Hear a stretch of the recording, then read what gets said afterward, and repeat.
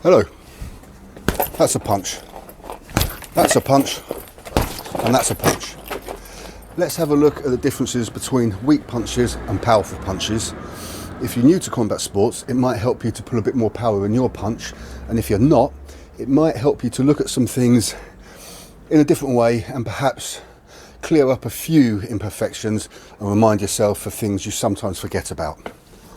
Let's go.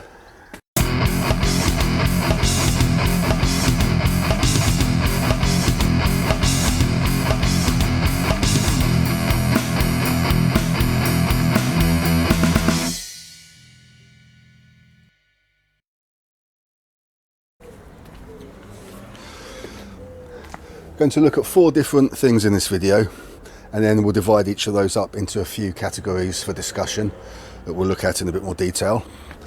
We've got hinges, planes, momentum, and then power versus practicality. You can't discuss everything that goes towards generating power in a punch in a short video, and I want to make it fairly short. Haven't made a video for a while, been so busy. There's never enough hours in the day, and I have found that trying to make videos about exercise has reduced the frequency of my exercise. It gets in the way a little bit, and I had to just concentrate on training for a little while. I'd had a bit of a gap in my program. Don't want to make this too long, but I want to make it comprehensive enough. But there will be more parts to this. This is, of course, Punch Fundamentals Part 2, Power. Hinges. Let's first look at the number of hinges that you can employ in a punch. When I'm talking about biology, it won't be technically perfect, and there'll also be elements of geometry in this that also won't be technically perfect, but hopefully the principles will be accurate. First of all, you've got your wrist. Not much of a punch. You don't want to use the wrist in punching, you want your wrist as straight as possible. Some people are quite keen on turning the wrist to generate a little bit of power right at the end of a punch. Nothing wrong with doing that. It's not going to change a soft punch into a knockout punch. Not going to make that much difference. If you are in a situation where you want to use a vertical fist, I wouldn't alter that just to twist the wrist. Next, we've got the elbow. A bit more power, but still, if you freeze yourself, it's not going to do a lot on its own. I've seen people punch like this. Sometimes you get it when people are excited and have fights or the threat of one in the pub, in the street. Funny thing is, it might not be entirely useless, because if you do that, terrible way to punch, they're going to see it coming. Maybe sometimes that's what you want. If anybody has ever diffused a fight with a threat like that, then perhaps it's done them some good. But generally, if you're in a fight, if you're in combat sports, you're never going to bring your fist back before you make a punch. Next, we've got the shoulder. Now, here's the other part of the hinges topic, balls as hinges. And don't mean below the belt, but this is, of course, a ball joint.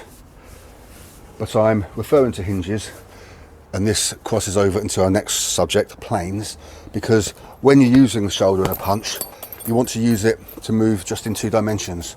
So you're using it as a hinge. It's not technically a hinge the way it transfers force from one length to another, one bone to another, but it's behaving as a hinge. So, one hinge. That was using the shoulder a bit, really. You can't do much of a punch without the shoulder. And now, 2 hinges. I think we'll agree that will distract somebody, but it's not going to do very much to them. Certainly not going to win any fights. Next, we have the spine. It's not a hinge, but it's behaving as a hinge, perhaps technically a fulcrum. But what's important is when you're punching, this motion could be replicated with hinges, although it's actually got a counterbalance on the other side. That's important in generating power. With these 3 hinges alone, it's difficult to freeze the hips. I'm going to try to. Now you've got a bit more power. Now that's going to be slightly more effective. Not going to do much to win you a fight, but you're putting a little bit more power in there. Now, of course, the hips aren't hinges. When we hear people talk about hips and hinges, it's usually this, for deadlifting or squatting, or other things. But again, it's having the function of a hinge here because it's allowing the point of contact to move forward. It's opening up. And it's very difficult, as I've said, to turn using the spine without the hips. And you're not going to practically. Still, we'll call it 4 hinges being used. And we've gone from that to that. I've noticed I use a left-hander an awful lot more than the right.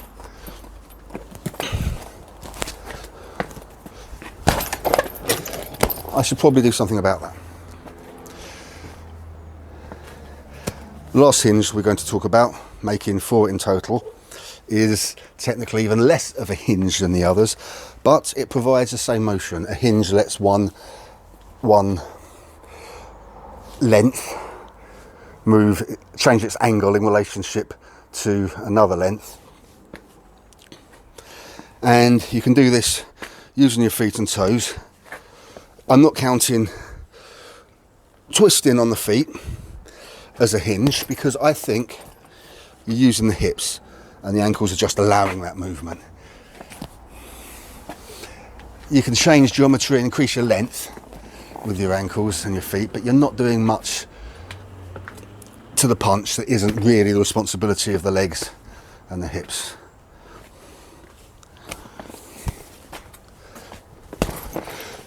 The way in which the feet do partake in a hinge is allowing forward movement. So here again, I'm an upright and I'm changing angle, and that's a hinge motion. So I would say there we've got 1, 2, 3, 4, 5 potential hinges in a punch. Often I'll come back to referring to Jack Dempsey, and we've got his rather famous folding step, and let's just have a look. Using the folding step and the other 4 hinges gives us from that to that, and that's a lot more effective. Of course, when you think of hinging, you should remember that one of them, the spine and the hips, I think more the spine. When you're twisting like this, most of it's on the spine and your hips aren't moving as much. When you really get the hips into it, then you're twisting, you may be winding up to begin with. What's important to note is that generally, if you have standard stance, usually you're going to be distracting, doing your soft and set up punches, and this is your power punch. It's not because you're right-handed, if you are, and that arm's stronger. It's because you're generally going to be in this position, so when you're punching with the left, there's only so much movement you can put in, spine and hips, and you're already positioned in theory to put a lot in on the right. Full twist, reversal of position, and that gives you more power.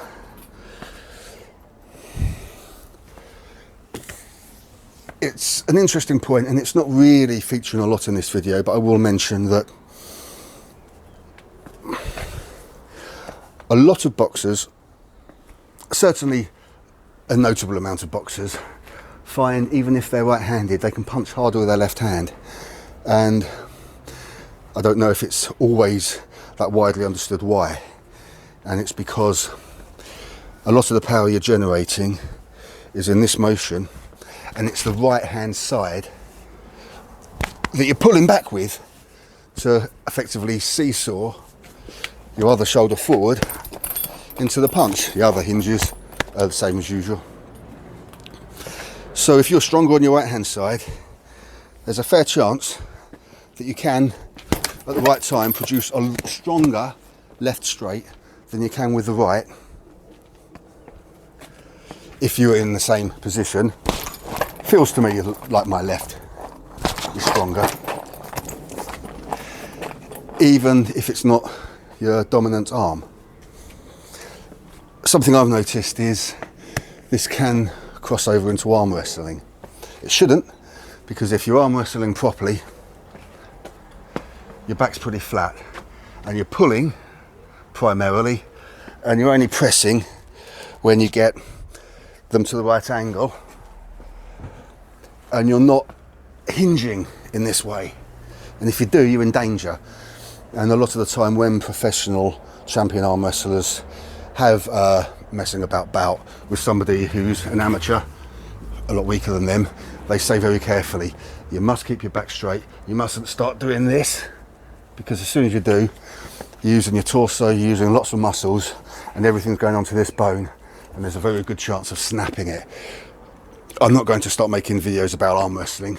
I like watching it, haven't done it, so can't really comment. But I did note that it's of interest that you're going to risk damaging yourself if you arm wrestle in that way, although you can generate power that way because the bone just can't take it. And that also is for the same mechanics that mean if you're right-handed, if you're dominant on the right side of your body, you might still be stronger with a punch from your left.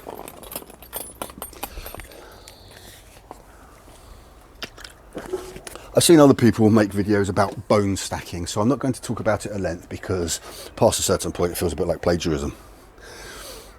You can consider bone stacking as well as hinging, and for example here, keep my arm entirely straight, hardly moving, you can't completely immobilise it, and there, that's still reasonable bit of power, certainly more than just the elbow.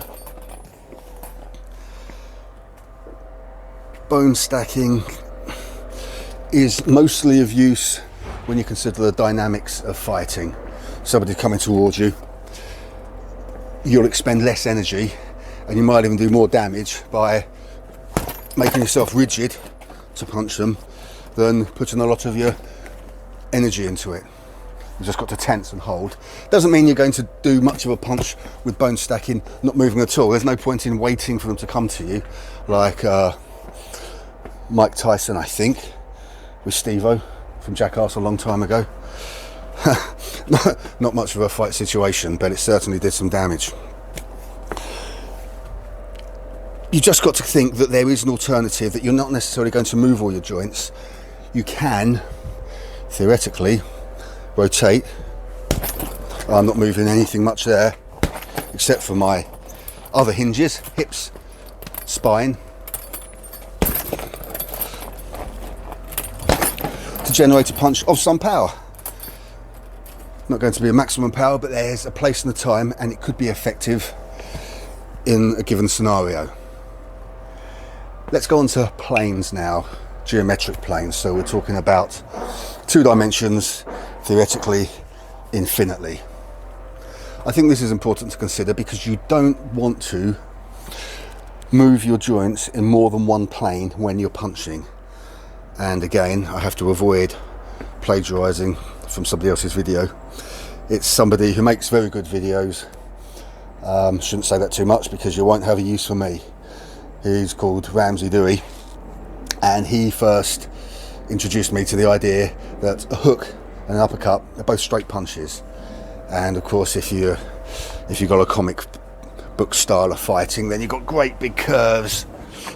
Think of Blanca from Street Fighter, but it's not like that in a real fight. Doesn't mean that nobody's ever delivered an effective punch with a curve, but you're losing efficiency, you're putting your joints at more risks, and it's not what your intent should be.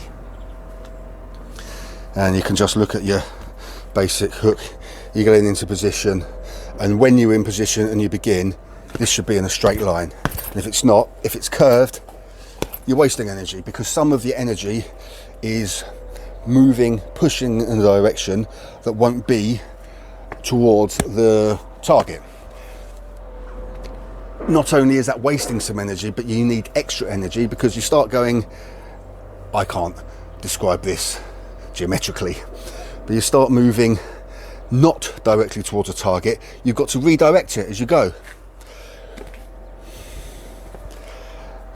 I've seen an effective punch that's a swing, not talking about YouTube videos with people throwing haymakers or what we might call windmilling. Eddie Hall, he tends to do it in his fight with Hafthor Bjornsson. Of course, he's not a boxer, but he's not a hack either. He's learning quite a bit. Saw a video of him with Tom Aspinall. If they were really fighting, I don't think Tom Aspinall would have left much to doubt, but Eddie Hall's not unformidable. I don't want to fight him. Actually, I do want to fight him. There might be a lot of money involved, and I'll take the knockout. He, in his fight with Hafthor Bjornsson, threw not every punch, but a lot of them, not just from the rear. We know that he had a sort of almost shell guard, and sometimes he was throwing his punch like this, almost straight arm right over, more like a quick hitter bowling. Some of them hit Hafthor, and he did end up on the floor. I can't remember if it was 2 or 3 times. What I did notice is that when Hafthor went down, his eyes are open. It was a matter of losing balance. Doesn't mean to say that if it wasn't a different kind of fight, he wouldn't have been at a serious disadvantage, and he did go down first. From where I was looking, I was interested in the fight. Eddie Hall went down a couple of times, and the eyes were moving in a way that shows he was, I think, closer to being knocked out. I think it was a fair victory for Hafthor. He worked really, really hard for that. I know that Eddie Hall had a bicep tear. Some people say, therefore, he fought one-handed. Well, I've watched it twice, I think. I haven't watched it for a while. He was doing some things with the left hand. I saw the video when he tore the bicep. Can't remember exactly how long it was. I'm sure it was a few months. I don't think it would have been completely healed in that time. Congratulations for him to going ahead with it. Now I'm getting completely off the subject. But with planes, you've got the exceptions, as I mentioned in my points, and there are times when you might move in more than one plane on one hinge, but I think they're going to be rare. And I say more than one plane in more than one hinge because if you're punching like this, then your elbow hinge is moving in a different plane to your shoulder hinge, and we're calling it hinge for these purposes because it's behaving like one.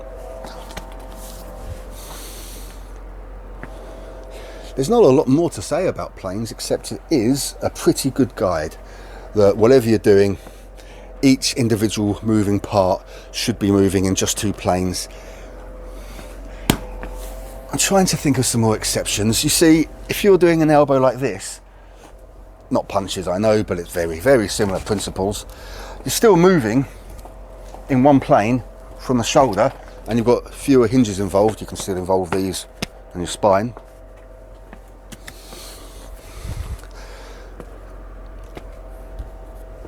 I'm trying to imagine a scenario where you're close and you're using an elbow, and somebody, you see, if you're using a punch, you're far enough away, there's a lot of room to move on the way in, and I don't think you're going to be able to recalculate your positioning on that punch. So from the point you start the punch, if they move into a position at which you won't contact them, you can't really do anything about it.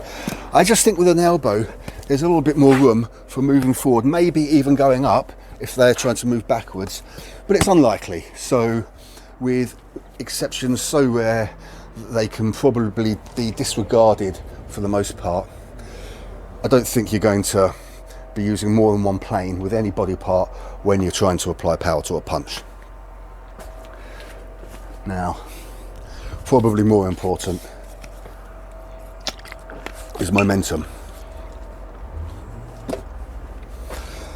And here we have anchor fall, spring, and no arms. Punching without arms. Of course, having momentum in your body generates more power for a punch. It could be the most important aspect. I think it might produce a higher percentage of the ultimate power in a punch than any other of the elements we're talking about. The anchor is, of course, your shoulder and other parts as you go through the chain of movement. You could say that the wrist is an anchor, but it's one you don't want to move, so there shouldn't be any strain on that joint except for in this direction. If I was any compressive force this way, if I was any kind of a geometrist, I'd be able to call that by its correct name, but I can't. We've already mentioned Jack Dempsey's falling step, so you're using the momentum of the body because you're going to push yourself into it a bit. You don't have to. When he's talking in the book about learning how to use it, you just pick your leg up, and you can do that in an exaggerated way. See how much power it gives you, and that's it. That's just my body weight, nothing from muscles. Going to move the bag more than just a tricep and an elbow joint.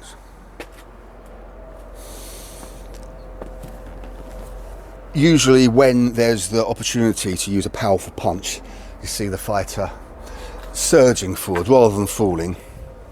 That also covers distance, of course, but it puts a lot more power in. And you can think of a number of ways of putting your body into motion to generate momentum before the punch. And that's where some of your best power is coming from. And when you start studying, maybe not all styles of karate, but I think it's fundamental to a lot of them, you'll be doing your punches with steps. And I was not well positioned. I don't do that very often, but it still moves the bag a lot. And it's a really good principle. And of course, you're twisting your hips as you go. And that shows you how to generate power with the momentum of your body, which is something that is good to get used to. And I used to think it was so silly, going up and down the hall with the Japanese numbers, ish, near, san. Probably got those a little bit wrong. And doing the same movements again and again, but there is benefit to it. I might argue that when you're doing that with the blocks, and they had us do that, I went to some karate clubs where the people were sanctioned, they were official, had to pay quite a bit for a license to do it. That's a long time ago. I wonder if it costs hundreds now. I don't know. I wouldn't think that can be the case, because then you wouldn't have a lot of young people doing it. Parents' budgets do have limits. I'm not saying that the clubs I went to were the best by any means, but there was a lot of moving with blocks as well, forward movement, and I'm not sure that was as effective or that it gave you as much of a familiarity with important principles as the punches, but that's getting off the subject. All right, so we have the fall, and then we have the spring. So I was about to talk about the practicality of that, but that of course is for the next section. So you might simply be going to punch and you lift your foot up for a bit. You might do that, and then you've got to go quite far forward, and you better be ready to spring back pretty fast. Something I've noticed in Jack Dempsey's book, I think it is a slight omission. He talks in detail about a falling step with the left, and then, I'm paraphrasing, haven't looked at it for a while, he says something much like, and now you can do the same with the right. Does he mean if you've got a reverse stance, or does he mean in the standard stance? Well, you're still falling, you're still generating momentum, but not as much. Of course, you'll be compensating for that with a swivel.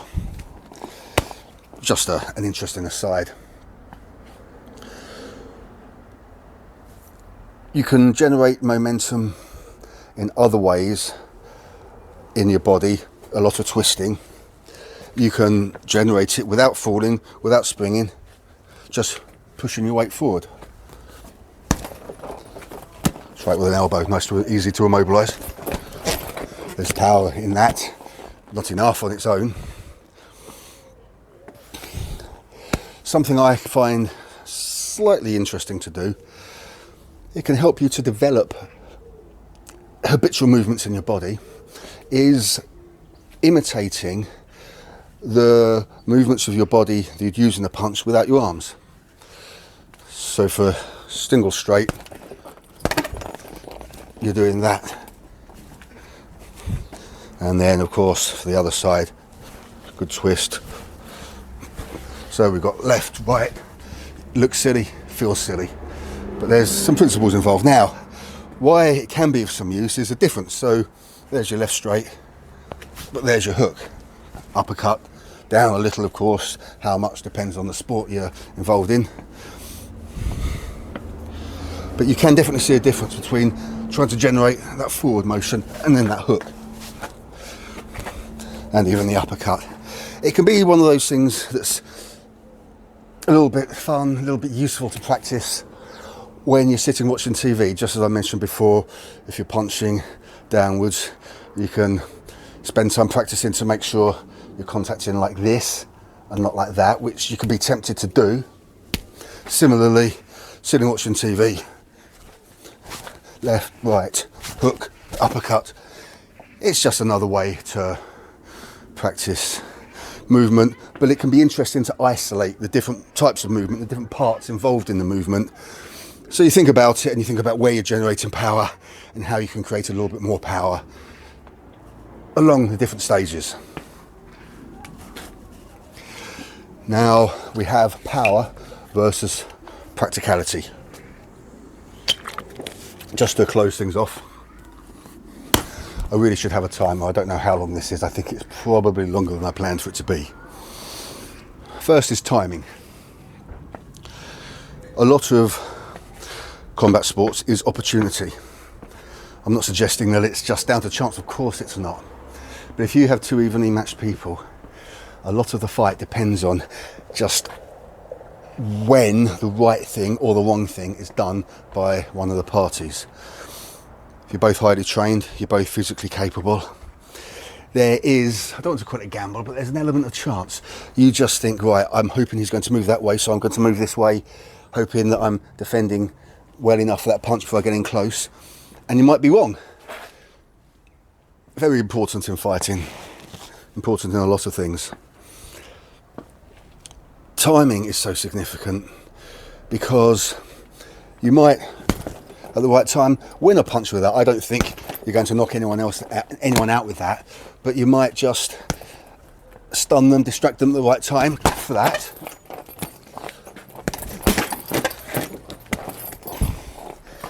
And this is why it's no good going in thinking I'm going to throw the hardest punches possible all the time, and that's not the idea of a video like this or any video encouraging you to punch hard. You've got to punch suitably for the situation you're in, and it may well be that a lot of your punches should be softer, especially of course with a jab, and then you can trick somebody into thinking that's not very powerful, not much coming there. But the point is that you're not expected to throw the hardest punch possible all the time. You wouldn't have the energy to do it. And I've just trod on my third point of this category. Doesn't really matter. The other thing we have is commitment to a punch. And this is why, let's do it with the right hand side. I've got to get used to using the right a bit more. You have your distraction jab, and it's nice and easy. Generally, of course, the basic principle is you're 1-2, waiting to get the second power punch in. That's big commitment. And if you do that and you miss, then you're open. And that's why you want a lot more tentative punches, of course. And everybody who's interested in combat sport knows this. I just didn't want to not discuss it when I'm talking about the principle of generating as much power as possible. You're not supposed to do that all the time. You're supposed to do it when appropriate, and sometimes you want to make sure you can recover as quickly as possible from a punch, and that's when you're not using too many hinges. you might just use one or two. I don't think you're ever going to use one hinge unless you've got a really unusual situation where perhaps somebody's approaching you, you've slipped, and then you could use a punch where hardly any of the power is coming from anything but the bone stacking and the movement of your body. And energy, I briefly mentioned already. You'll use a lot more energy with your harder punches, more dynamic, covering more distance. And if you try to do that throughout a fight, you get tired very, very quickly. So it's impractical, and that is why this is power versus practicality. The intention isn't obviously to make the hardest punch you always can, but you want to be equipped to do that when it's the right time, and you want to be able to do that without risk of injury to your body. And that's why it's good to get a feeling for these things. So you think back to me talking about the movement of a hook without the arm involved. It might make it easier. So when it comes to it, you're not thinking, right, wind and then unleash. You just know you're going to hook and you just go at the same time. And of course that's a matter of muscle memory. I think that's it. I hadn't made any videos for a little while. Want to try to make one a week, but things got in the way a little bit. Try to do something about that. When I had a bit of a break, I did one full session of my 4-day program, a couple of days gap, and then I'm halfway through another. Should be doing pull-ups tomorrow, and you will probably see another very short video showing how few pull-ups I can do. And I'll talk about different approaches to getting better at pull-ups. Some of them are obvious. Hope you found something useful in there. And that's it. Thanks for watching. My name's Mark. See you next time. Cheers.